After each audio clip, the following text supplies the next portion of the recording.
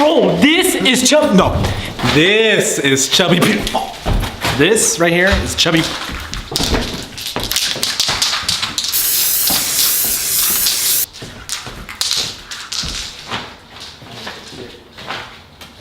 Original.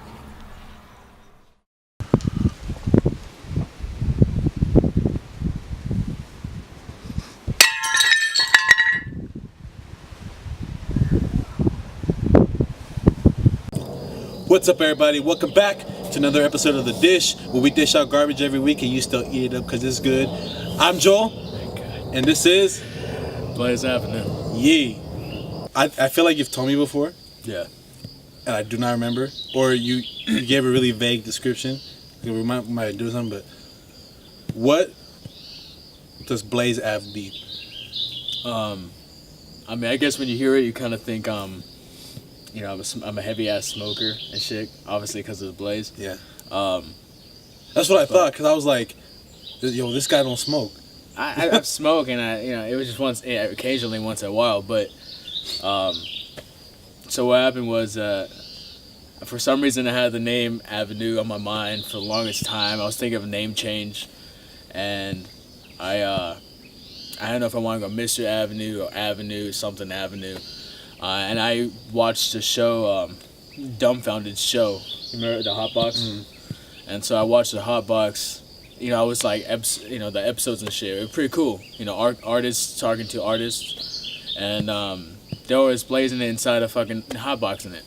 And so I just kind of combined the two, Blaze and the Avenue. And I liked the way it sounded. It sounded kind of refreshing and new. Something like Ice Cube or...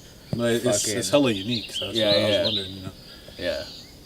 You know, but how long have you had that name though? Like, because you used to be your middle name, Emil. Yeah. Emiliano. I don't remember how long you've had Blaze Ave for. It's been a while though. What was your mixtape that Jury Lane one? No, I was still Emil. You were still Emil. When did that drop? That was 2013. That was 2013. Yeah. So probably 2014. 2014. So when was Cause that's Random Music was 2014. I think you already changed by then. Okay. Cause you were. I might have been. Yeah. Yeah. Cause you did 2014. So 4 years. Yeah. Cause you did the Purple Sunsets joint. Yeah. That's right. Yeah, I think you already. But back in the day though, like rapping, that wasn't like your main focus. Back in the day though. No. I had It was drawing, you know, not even animation, but just drawing, 2D drawing. I got into that because I kept getting in trouble because fucking I'd be put in my room and shit, and I'd have to sit there doing shit. This is before like TVs and not before TVs, but I mean like, you know, like TVs in every rooms and shit like that with the box and shit. But it was just I did that, and then I moved towards animation and all that. Eventually, I, because of my own shit, I got deterred from doing drawing and animation work because I didn't think I was too good at it. And so basically, rapping came from, I used to write poems. You know, it used to be like a romantic type shit. And I wrote a poem for this girl. It was I don't even remember what the poem was, but like I never sent it to her. And basically that was the start of it. And do you remember what was that group with the four black kids? They're like Mindless Behavior or Mindless Behavior. Was it Mindless Behavior? Okay, yeah. So they were coming out, and me and Devontae would just kick it, and basically we were just writing to them, and like their video, that one video, My Girl, some shit. It kind of inspired me to want to make a verse with that beat, and that was kind of the start of it. We were just fucking around, but I always written for a while. Yeah. So you mentioned that you were kind of always thrown in your room as a kid. Yeah. So like, is that what most of your upbringing was like though? Like, were you always getting in trouble, or were you just kind of like cast out like 'cause you had a stepdad? Yeah. Right? So like, did your stepdad just be like, "Nah, I don't fuck with you. Get out of my face," or were you legit like just always getting in trouble? Um, I was kind of an asshole. Low key and not low key. I mean, I used to get blamed for shit. Um, yeah, I wasn't really fucking with my stepdad growing up, and yeah, it led to hella like conflicts and confrontations and shit. Getting in trouble for doing this, not doing that, or some shit like that.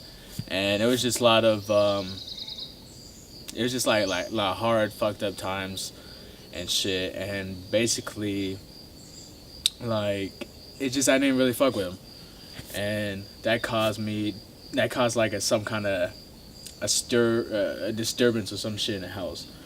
And basically from now I was always getting in trouble. I'd be left out of activities purposefully and shit like that. And yeah, I just I just try to take my mind off shit. So I used to just not trace but copy images, just look at something and then copy it, take my time. Because I mean, this is before I didn't get an MP3 or music player till like 2006 or 8, and they already had a. Probably 6, huh? Well, I don't remember, but it was like something like that, and like that the computers were already out, music player, CDs, and all that. I didn't really have too much of that, so I mean, it was just me in quietness and just fucking drawing and shit like that, and that's where that came from. Yeah, so like, with all that in mind, like from your past, like, all these conflicts, there's a lot of conflict in your life. At what point, like, did you decide, like, so you had a point where you decided you want to do music, but at what point did you want to, or maybe you don't feel that you want to take all those conflicts and throw them into your music? Like, how does that, all that fucked up shit that was happening to you, like, how did that shape you, like, as Blaze Ave? I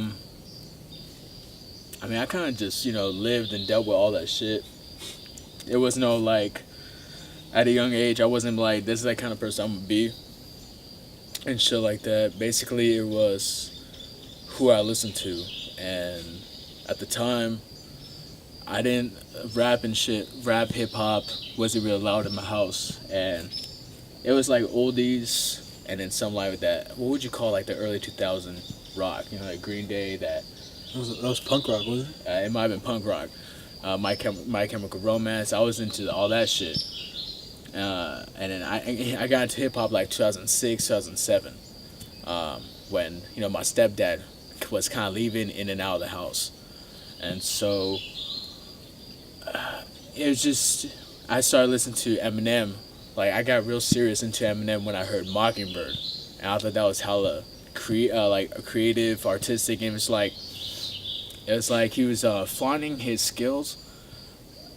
Because he was just naturally, creative with his words and gifted and shit like that in the way he talked. But his story was just captivating. I didn't really get into him because of the Slim Shady, this is my name is, or anything like that, like the popular shit. But it was like the soft, the When I'm Gone, the Mockingbird, or it was fucking, I'm trying to think of different artists. This goes without saying, Biggie, Tupac.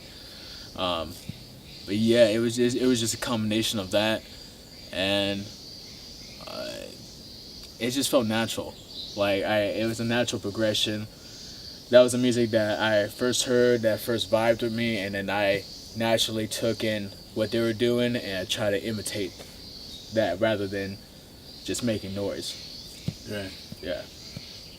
So like going off of like imitating, is that part of your creative process, like still, or like what, or do you have a whole other process that you go through when you create music?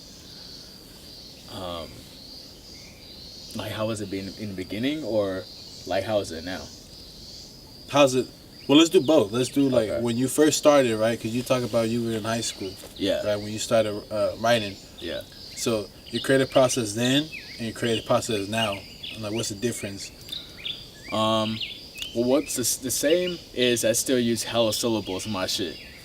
For some reason, that I really gravitated towards that, and it felt like, because I always wanted something to say, and that's what I like about hip hop. It's my own thoughts because I'm naturally just quiet, and I take a lot in. I'm very observant, and so with that, that deals with the syllables and shit, and I just like doing that. But now I'm more smarter in the way, and I pick the certain words I have, and I pronounce them or I slur them some differently because my voice is hella weird and shit. And before I used to break the song down. I used to have those 2 or 3 verses, and then I used to time out how long the verses of the actual artist had have their words to this time. And I used to break the chorus up, and then I used to be like, okay, what's he talking about in his first verse? And I'm like, okay, he's talking about his personal life for 3 bars, 4 bars. I'm like, okay, cool. I used to, let me insert something in my personal life and put it in a way that compressed into 3 or 4 bars like him. And then I would do that, and then he's like, oh, he goes about a female or some shit like that. Then I would transfer it into a female. But it was never copying, but it was just like I was just using the songs, the way it was built and put up as an outline. And so I did that, and then I used, I'm a quiet person. I'm what do you call it? The people who don't go out, like an introvert. Yeah, I was an introvert, and I didn't even find my voice, and so I used to combine it with Eminem. And you remember Swizz, right? Yeah. I mean, I used Swizz Swizz from Funk Volume. Funk Volume, yeah. I mean, I like the dude. I used to use not the same voice, but I used to yell in my first 2 or 3 tracks. And talk about the Funk Volume remix we did. Yeah. This fool came in shouting. Yeah, I was trying to go for the aggressive type of rap, and so I did that. And there was something. I'm leaving out a bunch of shit because it's on the spot. I'm talking right now, but yeah, I did all that, and it was just like that for a while. It was just outline type shit, and then after a while, I'd find my own beats, or I just write acapellally, just writing and rhyming and shit like that. I mean, I used to rhyme in science class and shit, and yeah, I just grew from that. And now I pick a beat. I merely have a whole topic of a story I want to do within it, and something that I find interesting to keep me entertained and interested in the beat, song, and what I say is if there's a twist on what I say. Like maybe I'm talking from a different perspective. Maybe I try to change your mind on how I feel, and then towards the end you realize maybe you shouldn't be feeling that way, or you kind of take back oh, I'm feeling this way towards this kind of person in this situation when normally I wouldn't be, and I would probably judge it harshly differently. And so I like to do that, and I'm getting more interest in compiling a dynamic a piece to my whole art album and shit like that, to create a vast stories that gives you hints and Easter eggs and all that shit, and yeah, it kind of makes you think, so that later on, years down the line, you fucking look back on, there's more shit on it. Yeah. So I mean, like you mentioned, you aren't new to rapping, right? You've been doing it. You've been writing for years. But do you remember your first recording? What that was, and what clicked in your head that one day, all right, fuck it, I'm gonna record. Because that's bravery. You know what I mean? Yeah. Because like you said earlier, oh, I had a weird ass voice. You didn't like your voice. And I could I could connect with that though, because I don't know if you remember, that was my biggest thing. Man, I sound fucking stupid right now. Yeah. But what finally clicked in your head? Nah, I'm gonna record this track. And what track? I think I remember what track it was, but I want to see if you remember what track it was. Okay, so I have different moments. different things. So my first real track where I put my heart and soul into everything was Tupac, Nas, I forget who. It was an acoustic version of a remix of Tupac's Thug's Mansion. And now when I did, I did with my mom's brother and my mom's and my brother, and then just talking about my family. That was the first real one. That was like, oh shit, it's not that good, but I mean, it's something. Yeah. Then, Funk Volume 2012 was the first time I actually finished a whole verse, rather than just doing parts and be like, yeah, I'm gonna get to it, and then never get into it, procrastinating and pushing it off until I naturally just forgot about it, or wasn't interested. And I think that might have been okay, so wait. That was the first one that I recorded, I think. I think I recorded it because I was hella psyched, because I did it within 2 or 3 hours, and it was a big thing because my aunt had just passed. It was the Halloween of 2012. And then, family came down and we were taking my cousin to the airport. And I finished the verse minutes before we took her to the airport. So I was kind of cool out, and then my song Frustrated was the one where I put everything into it, and then it came out nice. It was polished, the best polish I've done, up to that point, and it was just no chorus. It was just straight flow to beginning and end, and I was like, honestly, I think that's the best representation so far of what kind of person I was at that time. Yeah, I remember that. That was your first single, because I was on Staying Home. Yeah, that was the first song I ever I recorded like fully and did by myself. Yeah, I think my first memory of you recording though, it goes back to was it 2011? You doing Mac Miller's Best Day Ever. I never finished it though. Oh, that's true. You never finished it. Yeah, I never finished it. But I remember we had your ass. We had like a bar outside. We had your ass leaning over into the built-in microphone of the laptop. You had hunched over, fucking trying to block the wind and shit. But it was summer, so it wasn't that windy. No, but you're right. You didn't. That wasn't a complete track. You never finished it. Yeah, I didn't finish it. You totally should, though. No, I won't. Man, do a throwback. Dizzy Wright and Hobson was a big influence at that time too. That's why I chose those beats. I like the mellow type shit. Yeah, Frustrated is a Dizzy Wright beat. Yeah, it's off his it's someone where he's smoking on the cover and it has a track list on it. Smoked Out Conversations. Yeah. Hell yeah. So considering like you've been putting out music really since 2000, you want to count the Funk Volume, like the group tracks we did? Yeah, I'll count that. So what was that, 2012 then? Wait, was I doing verses before that? Not for me. Oh, okay. Cause Nostalgia was 2012, right? Yeah, that was 2012. Okay, so Funk Volume, Yeah. So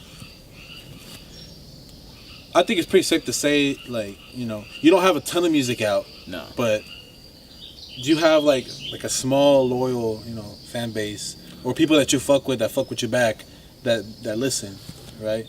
Yeah.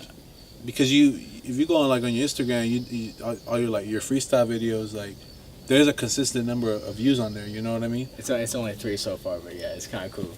3 what? 3 views? Yeah, no, 3 videos. No, I know, but I'm saying like throughout those 3 videos that you got those consistent views. Yeah. From your followers or whatever, people watch it. What do you like? Assuming that they're asking you, like, man, where you been at? Like, what do you have to say, like, to them? Like, well, what would you tell them, like, about that? About your absence? Because there's a long gap. Because Staying Home was what, 2015, 16? April 5th, 2016. 16. Yeah, almost 2 years passed. Yeah. Yeah. I would like to be known that I'm not a frequent social media person, or I'm working on putting consistent music out after this next mixtape I'm working on, or EP. But it's just my habit, man. Like, I don't like to. Maybe I have to change that, but I don't like to put out hella things that I'm not too interested or passionate about, just for the sake of putting stuff out. Yeah. Even though I should, because it's gonna build off that, and I'm gonna build off that, and it's gonna be like a gradual progress and a faster progress. But something you notice if you keep hearing me throughout all the name changes and shit like that, each verse I get on seems progressively better in terms of tone, quality, the way I rap it, and yeah, between all those huge gaps, it's just like, honestly, I say the reason I'm not as big on it is because, of course, I have my own shit I'm dealing with, procrastination. I deal with like fucking mental illness and shit like that, and so I'm always fucking. You hear it throughout my songs if you listen or pay attention, but like I deal with some heavy shit, and so at least currently I'm dealing with, fucking habits, cause consistency, and basically like if I want to do this shit or not, and it's come to a point where it's the only thing I've loved doing, and it's the only thing I really think about now. I don't feel like a hassle or a fucking how do you say Obligation. Obligation. I don't feel obligation to record or obligation to make music, and it's just something I like doing. I want to get to a point where it's coming out to my my dreams and shit, to where everything's quiet. I'm just on a stage, and it's shot cinematically hella good, because I like to do filmography shit too, and so that's how I vision my dreams and shit like that. But yeah, I'm dealing with hella just, I guess, personal shit, mental shit, and I'm trying to push myself to be consistent just through all this hardship, and so that's why. I mean, it's not because I'm like lazy. Well, I am lazy, but it's mainly something I'm battling. That's kind of got me hanging back and being slow at this, because I record something and I'm like, this shit's terrible. Or I record something, it's cool, but my edit, I'm still hella new at trying to edit my vocals and shit, and it's not sounding the way I want to sound.